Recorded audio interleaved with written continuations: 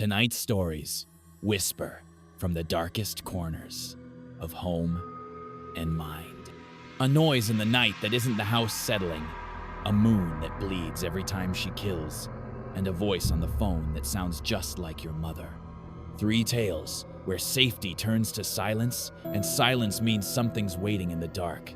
Welcome to Nightmare Proof, where true horror comes alive. Here, you'll hear real stories of the strange, the disturbing, and the unexplainable. Turn down the lights, get comfortable, and prepare to face the darkness. Story 1. It's there. I woke up because the silence was wrong. My house, warm and comfy, was now dark, dead, and quiet. My mouth was bone dry.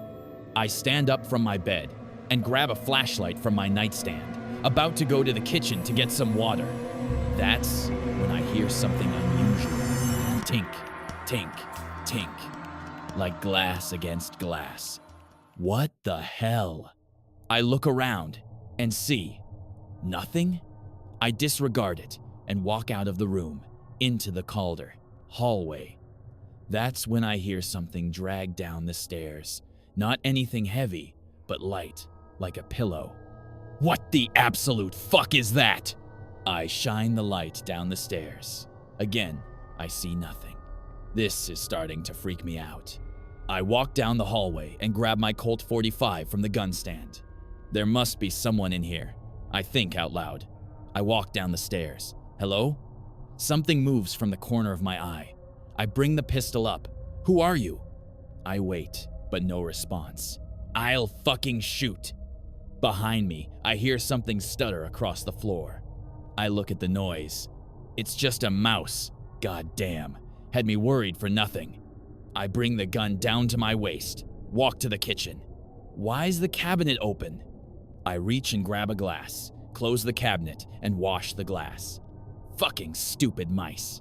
Always screwing stuff up. I walk to the fridge and grab a bottle of water from it to pour into my cup. As I set the cup down, I hear, "Help." What was that? I bring the gun up and look around. Holy shit, I mumble to myself. Right in front of me is a 7-foot pale white skinny figure reaching for me. Its eyes black as asphalt, arms skinnier than any twig. The rest is a blur. It happened so quick. My magazine was empty, and all that was left was holes in the wall. What the hell was that? Story 2. The Blood Moon. Did you see the paper today? Mark asked me excitedly. I had. Total lunar eclipse this Friday. His perverse excitement irked me, but I had known he'd always been fascinated by it throughout our marriage. I talked to Steve about it today, he said, lowering his voice as if savoring the words. He told me they've known for a while. Astrological calendar or something. Steve's been tracking it at the station. Had someone at the school told you? Yes, I lied. You should have told me. His irritation sharpened, then softened into something almost gleeful. After a beat of silence, he asked, "How many do you think he'll kill this year?" I drew a breath, forcing myself to steady the irritation in my voice. I don't know, Mark. You know I don't like to talk about it. But the numbers clawed their way back, unbidden. Everyone in town knew them. Tuesday, July 6th, 1,982, 1 killed. Thursday, December 30th, that same year, 1 more. Thursday, August 17th, 1,989, 4. Wednesday, December 9th, 1,992, another 4. Monday, November 29th, 1,993, 4 again. And just this spring, Wednesday, April 3rd, 1,996, 6 gone, 20 bodies in Amherst. No, I did not like to think about it. More than last time, I'd imagine, I said at last, if only to placate him. Honey, Mark's voice lifted with a strange, eager brightness. Steve says they're certain they'll catch him this time. It wasn't the first time the police thought they were closing in on their killer. They've said that before, I reminded him. I know, Mark rushed, excitement rising. But Steve, he... Couldn't give me details. You know, cop stuff. But he swears it's different this time. Steve was a good man and meant well for a cop, but half the time, he didn't know his ass from his elbow. I hope he's right, I said, though I didn't believe it. The first killing had shaken the town to its core. Wednesday, July 7th. An early morning jogger stumbled across the mangled body of Michael Strong, a 16-year-old delinquent, along the banks of Puffer's Pond. His throat had been slashed so deep, his head was nearly severed. The sheer brutality suggested someone who knew him. One of his mother's revolving boyfriends was hauled in, questioned, and just as quickly cut loose. The town was buzzing that summer, the summer after Mark and I graduated. Our relationship had only just begun. He'd been terrified I'd meet someone else at school that fall. Then the murder happened, and he was horrified, yet unable to look away. After all, his younger brother had gone to school with Michael Strong. Me too. Really want to see the monster who could be doing this. He paused.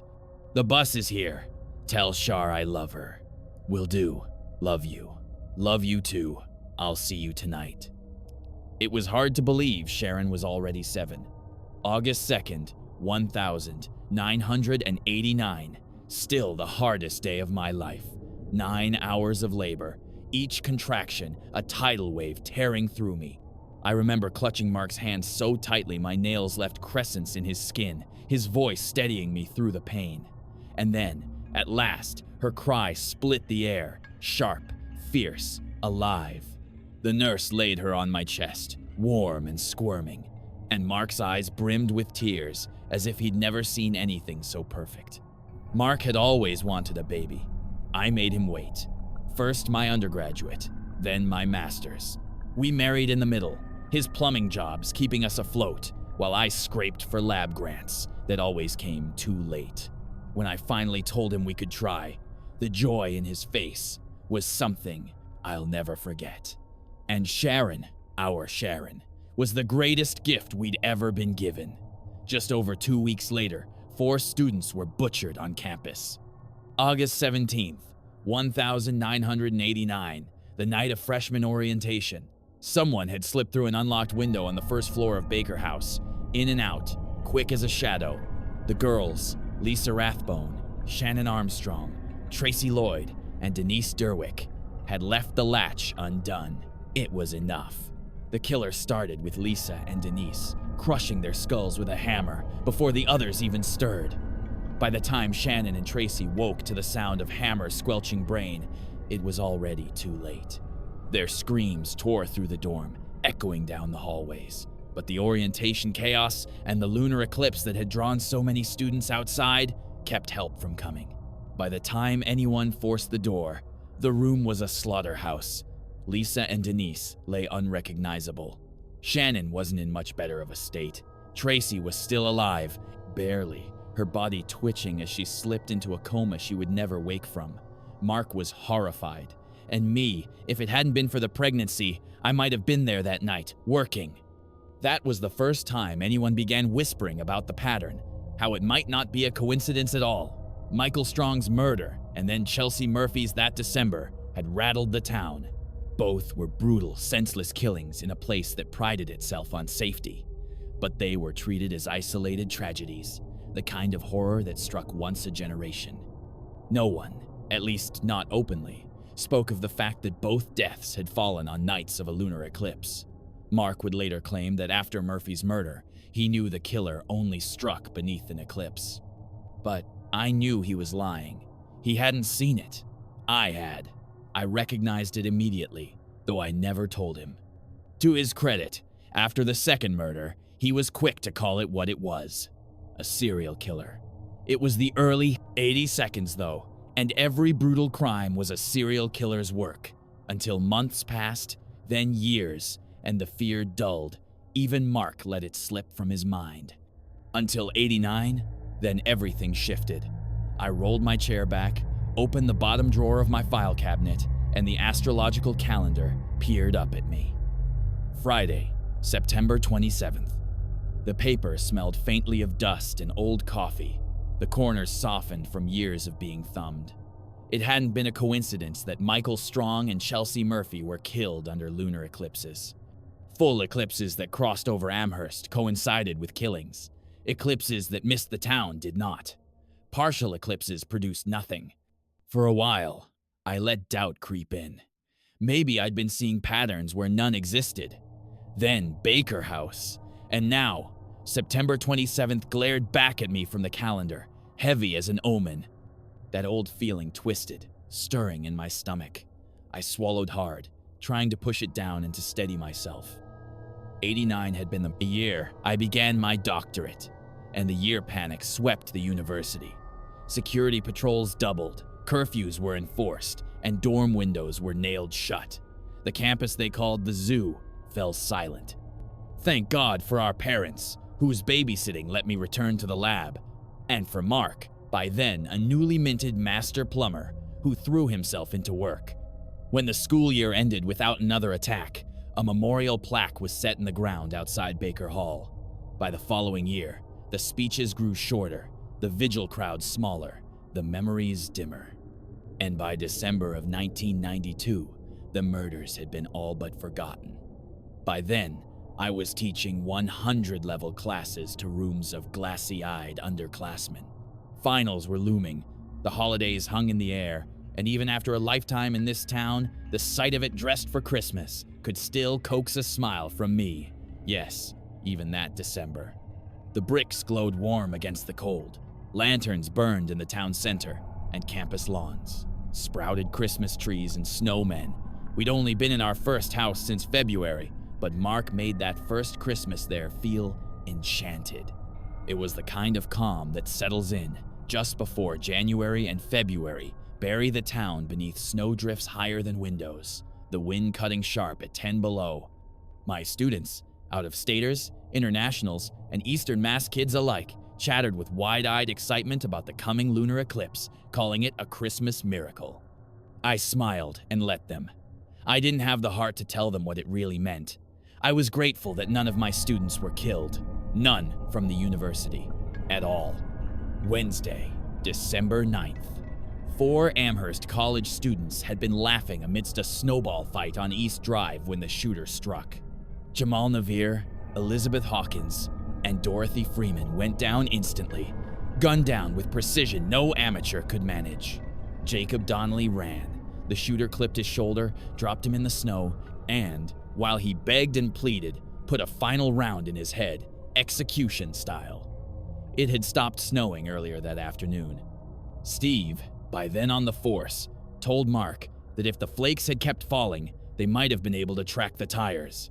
Horse shit, if you ask me. Steve was working a desk, not homicide.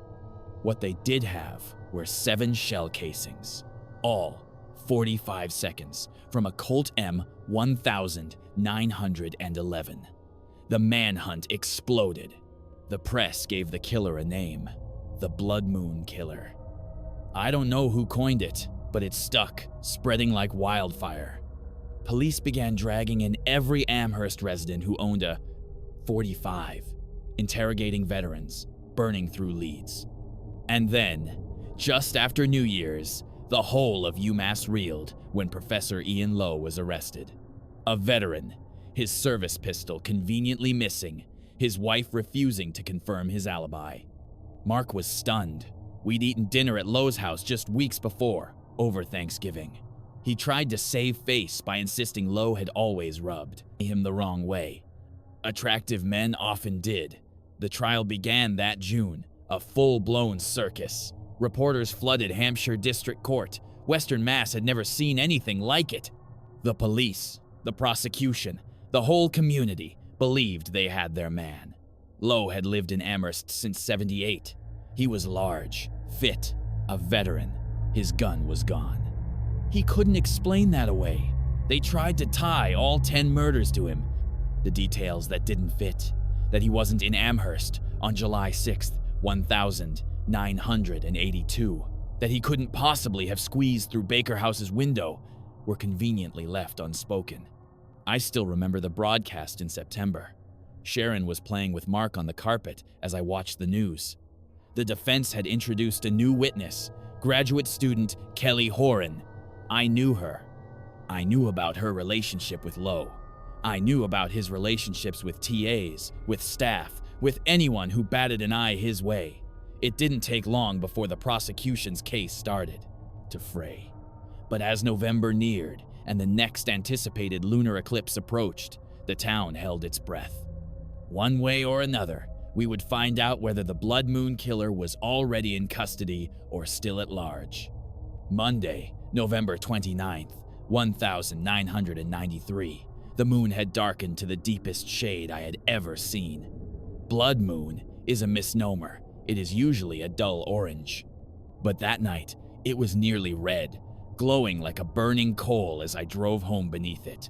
People said the eclipse lasted an hour. In truth, it was 46.7 minutes. When I walked in, Mark told me the news. 4 more dead. 2 students had been killed just off the north of campus near Fairfield Street, out under the sky, watching the moon. Riley Tompkins and Sarah Jacobs. Riley had taken a knife to the back of her throat, the blade driven deep enough to push through where her Adam's apple had been. Sarah had made an awful scream as she ran, but she was silenced by a single round from a Colt .45. The bullet punched in just at the juncture of neck and shoulder, tearing through muscle, artery, and bone. It should have killed her. It did not. The killer finished the work by stomping her skull. A neighbor, 56-year-old Ken Williams, had heard the shot and stepped outside with his own revolver, hoping to help. Instead, he came upon the killer, scraping brain matter from the soles of their boots on the curb. Ken took a single shot above the left eye. He dropped instantly. The killer then drifted back toward the university. Graduate student Li Shu had just left the life sciences lab. He did not run. He took a bullet to the chest, dropped where he stood, and never rose again. Mark had been horrified.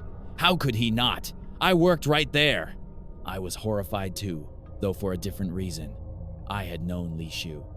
He had been an exceptional student, quiet, precise, courteous. His work in the lab meticulous. Professor Lowe was released soon after. His marriage dissolved, and he moved far from Amherst. The town barely whispered his name again. Steve told Mark the rest one night over beers at our kitchen table, while I strained my ears from the other room. The CCTV footage had caught a little, but not enough. Li Shu pausing outside the life sciences building, waving at someone off camera, then lowering his hand in confusion a split second before the shot punched through his chest. Steve admitted that he believed the killer was a student. There had been no real suspects, no trail to follow, just a body on the pavement, a half-wave frozen in time, and a single .45 shell left behind. In a move that shocked everyone, the university shut its doors and sent students and faculty home. The press tore them apart for it. After all, hadn't it become obvious by then that the killer only struck under eclipses? Sending everyone away was little more than theater.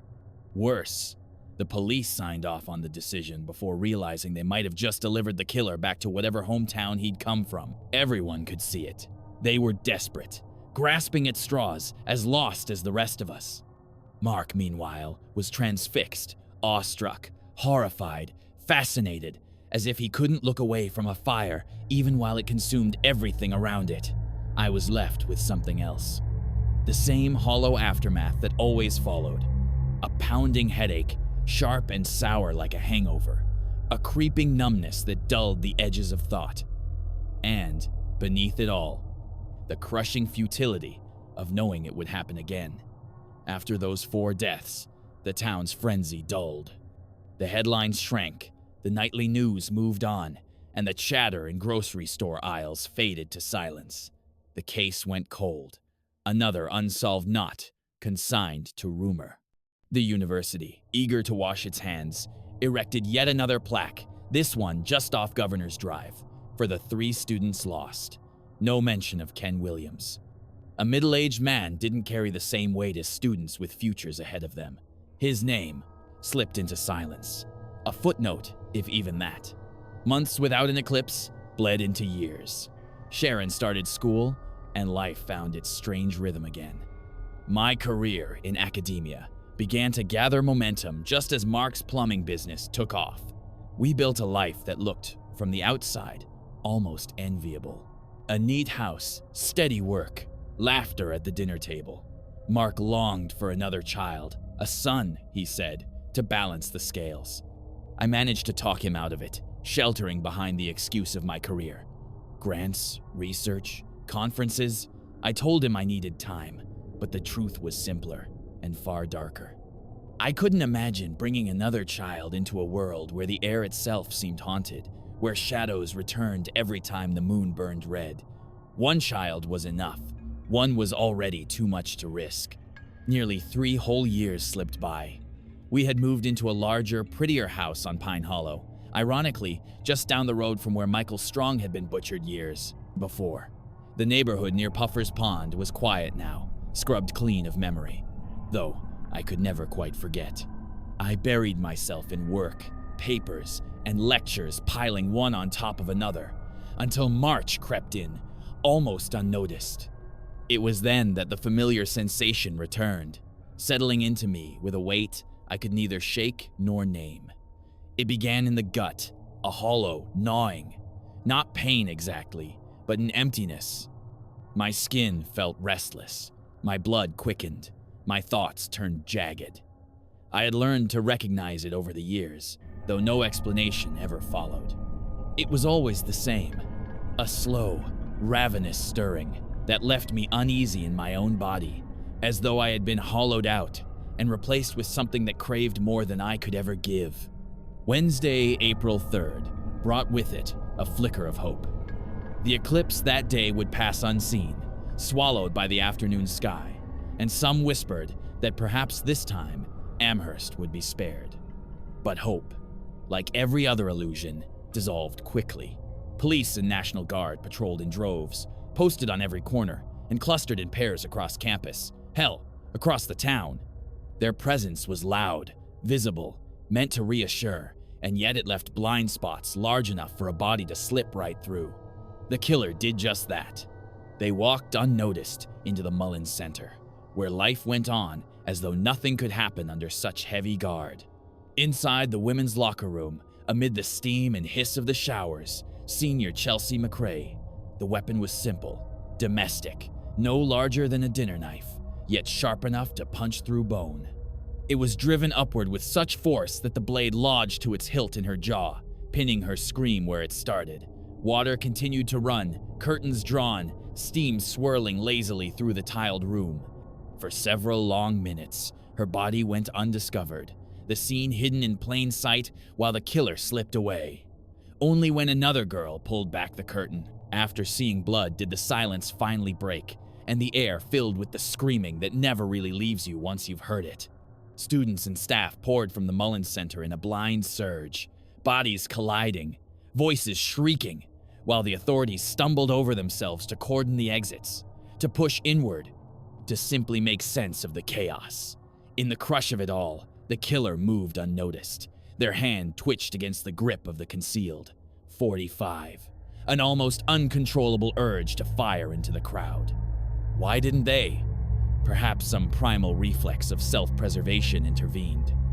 The instinct that usually drove them forward had, for once, held them back. Instead, they slipped toward the physical plant. Inside, the workers carried on, almost untouched by the commotion outside, the muffled roar of the crowd barely reaching them. One man, Devin Wade, even stopped the killer to ask what was happening. They walked past him without a word. Seconds later, inside, the killing began. Robert McMillan was the first. A single shot below the right eye, neat, clinical, and he fell without so much as a cry. The sound drew Kevin Faherty from a side door. He froze at the sight. Robert's body sprawled on the floor, the gun already swinging toward him, and managed only a strangled no before the bullet buried itself in his chest. Behind the killer, another door opened. Devin Wade again, the same man who had asked so casually a moment before. Why had he come running toward gunfire? Maybe the sound was dulled. Maybe the chaos outside distracted him. Whatever the reason, he lasted only a breath. A round caught his neck, sending him staggering, hands pressed to the wound as blood sprayed in great wet bursts. He collapsed, gargling on the floor. The killer pressed on. In a supply closet, Javier Madeira was discovered curled up in a ball, whispering in accented English, "Please." It was the only word he got out before the .45 split his skull open, painting the shelves behind him. At the far end of the plant, a flicker of movement gave away Raymond Gibson. He lunged before the killer could fire, a heavy fist cracking across their face. The gun discharged, the round grazing his thigh, but Gibson was built like a wall and bore down with brute strength. One massive hand clamped around the killer's throat, the other wrenched the pistol free. For a moment, it seemed over. But the Blood Moon killer was not sustained by human limits. In that frenzy, they clawed downward with their free hand, nails ripping through fabric and flesh, tearing Gibson's scrotum open in a savage animal motion. His scream was primal, reflexive, and his grip faltered. The killer seized the .45, shoved the muzzle against his skull, and fired. Bone and brain matter spattered the wall. Gibson toppled, finally still. The plant was silent, save for the echo of dripping water, settling dust, and the faint hiss of blood pooling on the concrete. The killer moved, on instinct alone, slipping out of the plant with a predator's caution, hugging the shadows, skirting the buildings where cameras were mounted. Blood clung to their skin, soaked their clothes, hardened in their hair. It should have made them visible to anyone with eyes, and in truth, people did see. Faces turned, gazes lingered, but no one intervened. In the chaos, who would step in front of a 5'3" woman dripping red when the killer was still at large? They reached their car unchallenged, hands trembling only as the key slid into the ignition.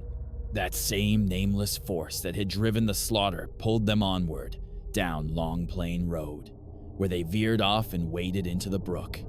The water was glacial, biting, yet no shock registered. Flesh numbed as the blood peeled away, drifting downstream in black-red ribbons. They stripped, tugged on stained gym clothes from a duffel bag, and weighted their ruined outfit with stones before sinking it in the current. Then back into the car, northbound, the steering wheel quivering under their grip. Above, the blood moon loomed, ripe, swollen, deeper than rust. Impossible not to stare. Impossible not to feel the hunger ease, the body settling into the quiet tremor of satiation. By the time they reached Bay State Franklin, the call had been made. A husband's frantic voice on the other end, demanding to know what had happened. She soothed him in steady tones, explained she'd only been caught in the stampede at the Mullins Center. Elbow to the eye, a forearm to the throat, the crush of bodies in flight. That, she said, was why she bore a shiner, the dark rings around her neck, the concussion pounding through her skull. The concussion justified the drive north. The doctors weren't convinced, not fully. Their expressions flickered with doubt, catching on the seams in her story. But she was injured. She was trembling. She was a victim. That was enough. The world bends toward the simplest explanation, and no one looked closer. And really, who could blame a woman for hysteria after escaping the Blood Moon killer? I never really come to until the morning after. The edges of the night arrive first. Fragments, impressions, and only with daylight do memory congeal into something I can hold without it slipping through my fingers. Over the years, those fragments have multiplied. Where there was once a black hole, there is now a series of jagged images I can piece together, like a child's brutal collage. As a child, I was described as having terrible tantrums. I remember only an echo. 9 years old, a bat, my brother's leg broken. He never forgave me.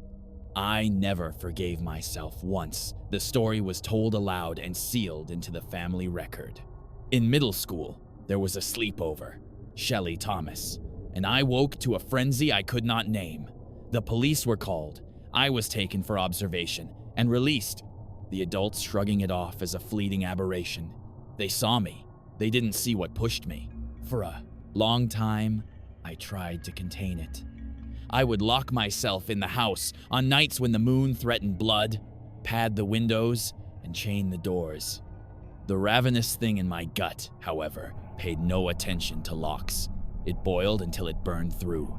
If I did not feed it, if I did not give it its obscene satiation, I felt as though I would be unmade. The hunger was not metaphor. It was a pressure, a clawing pressure beneath ribs and reason, a demand that blurred thought and will until all that remained was animal survival. After Michael Strong, the nightmares began in earnest. I could not remember the day itself, but his scream lived inside me, a throat that would not close. Chelsea Murphy's cry joined it, then, and the sound of bodies falling. I sought help. I sat in therapists' rooms and tried to explain the vertigo of dread that seized me on certain nights. They assumed I was like 100 other people in town, haunted, terrified, a sensible victim of circumstance. I let them believe it. There were 7 blank years, a strange mercy. Sharon was born. Mark and I built a life that looked ordinary. For a while, the tides of the thing within me subsided. Then Baker House happened. I could no longer pretend, no longer delude myself. The facts lined up like nails on a board. I have thought about ending it. I have imagined walking into a precinct and unspooling everything, names, dates. I have sat in the dark and pictured Mark's face when he read the confession, Sharon's small hands in his when the bars slammed shut. The thought recoils like a hand from a flame. Could I do that to my daughter? To the man who has loved me? Could I hand them the orphaned wreckage of a life I had already broken? And now I watch the calendar, this Friday drawing near, September 27th. The hunger has already started gnawing, a hollow ache that no food can touch. It coils tighter with each passing hour, a quiet reminder that resistance is futile. I don't know what I hope for anymore. Deliverance, discovery, death, perhaps all 3. But I do know this. When the blood moon climbs the sky, its shadow swallows me whole. And when it does, the world will bleed. Story 3. Welcome home. My mom retired last month. She said she wanted to take a trip with her friends Florida, maybe the Keys, somewhere warm enough to make her forget 30 years of Kansas winters. She asked if I could house sit and watch her cats while she was gone. I live 3 states away now. Moved there and got a decent job at a large corporation in the city after college. Still, I owed her that much. She texted me where to find the spare key, said she'd already left. I never actually saw her, just a message. Thank you, honey. The house misses you. I didn't blame her at all. I knew how airports were around this time of year. To put it as hectic, or even hell, would be an understatement. Everyone was desperate to get out of their depressing small towns and go on a vacation. For the first few days, everything felt normal. The place smelled exactly how I remembered it. Old carpet, lavender cleaner, a faint undertone of dust. The cats followed me around like shadows. I worked remotely during the day, made dinner at night, slept in my old room. Sometimes I'd catch myself expecting my dad to walk in with a beer and the TV remote. He has been gone since last year. I still remember the police and then my mom calling me. Hunting accident. Those words hadn't sat right with me ever since. His body was never recovered. Still, it wasn't abnormal for him to go hunting from time to time, typically alone as well. I would have been lying had I said it was a complete surprise that the I don't need anyone mentality unfortunately caught up to him. I figured that was likely another reason this trip was so important to my mother. She's been completely distraught. Perhaps this was exactly the escape she needed, even if only temporarily. On the 3rd day, I noticed a glass missing from the cabinet. I'd washed it, put it away. The next morning, one of Mom's picture frames was gone from the hallway. Then a dish towel, then a mug. I started to think maybe I was just misremembering where things went. The house was old. Memory gets fuzzy in familiar rooms. I was also preoccupied with work and the cats. It wasn't insane to assume that maybe I had just been overthinking small mistakes. Still, every night I locked the doors and checked the windows. That's when the noises began. The first night, it came from the vent's soft tapping, then a scrape like something dragging across metal. The next, from the basement, a muffled thud, then silence. The cats hissed at the door that led down there. Fur puffed up. I immediately brushed it off. Old pipes, raccoons, air pressure, any explanation that wasn't haunted or someone's inside the house. Still, I couldn't shake this sickening and deeply dark dread that just sat in my stomach. By the 5th night, I couldn't sleep whatsoever. I kept hearing quiet movements under the floor, directly beneath my bed. I finally went down to the basement. The air was colder than the rest of the house, heavy and damp. Light bulbs buzzed weakly overhead. It looked the same as I remembered. Shelves stacked with paint cans and holiday boxes. But then there was a section of the wall I didn't recognize. A pile of old tarps and rotted wood leaned against it, almost as though they'd been placed to cover something. When I moved them, a narrow crack split through the foundation, just barely wide enough to crawl through, and the putridly vile smell, it hit like a freight train. Only comparable to rotten meat left in the sun inside a bag of decaying sewage. I covered my mouth, gagging and trying to keep my composure, with now eyes stinging from repulsion-induced tears. Aiming my flashlight inside, the beam cut through dust and spiderwebs. It looked as though this room had never been cleaned, or even truly touched for that matter. Something glinted. Metal. A belt buckle. I crawled in far enough to see him. My father, that is, what was left of him, sat slumped against the concrete, skin the color of parchment. His jaw hung wide open, teeth slick with decay. His eye sockets were black pits filled with pus-ridden maggots that writhed and fell in slow, lazy drips down his cheeks. The rest of his body was patchy. Some areas were rotted organs with flayed tissue. The rest had been stripped down completely to bone. I don't remember screaming, but my throat burned. I felt the stomach bile eat away at my esophagus. I scrambled backward, practically jumping out of my own skin, knocking over boxes and gasping for air. My head spun like I was on a tilt, a whirl. I was burning up all over, yet felt as though I had been struck by ice. My phone slipped from my hand and clattered onto the floor beside the crack. I bolted for the stairs, dialing my mother with shaking fingers. I didn't even know if I could speak, but I sure as hell couldn't form a coherent thought. The phone rang once, twice, then another phone rang, not through the speaker, inside the house. The sound came from the other side of the basement. I froze. "Mom," I said shakingly. "Was she home early? Down in the basement with me this whole time?" It must have been some fucked up prank. I walked over to the other side cautiously. The smell was worse now, thick and alive, almost as though it was spreading throughout the room and crawling to me. My flashlight dimming and cutting out, glowed weakly near the crack, and next to it, something else, another body, my mother. Her skin was gray, eyes sunken, mouth fixated in the same horrified frozen gasp. The phone in her hand buzzed, screen lit with my name. Crouched beside her was a man I had never seen. Long and grease-soaked stringy hair, yellow blood shot crazed eyes, dried lips stretched into an abnormally large, cracked grin. He picked up the phone, pressed it to his ear, coughing and clearing his voice, then softening it, almost to an elderly woman's pitch. Then, in my mother's perfect voice, said, "Hello, Daniel." I couldn't move. He stood slowly to an enormous figure, bloodied knife in hand, his smile shaking with laughter that didn't sound human. "Welcome home." He lunged. I screamed. The flashlight shattered, and everything went dark. Thank you for watching Nightmare Proof.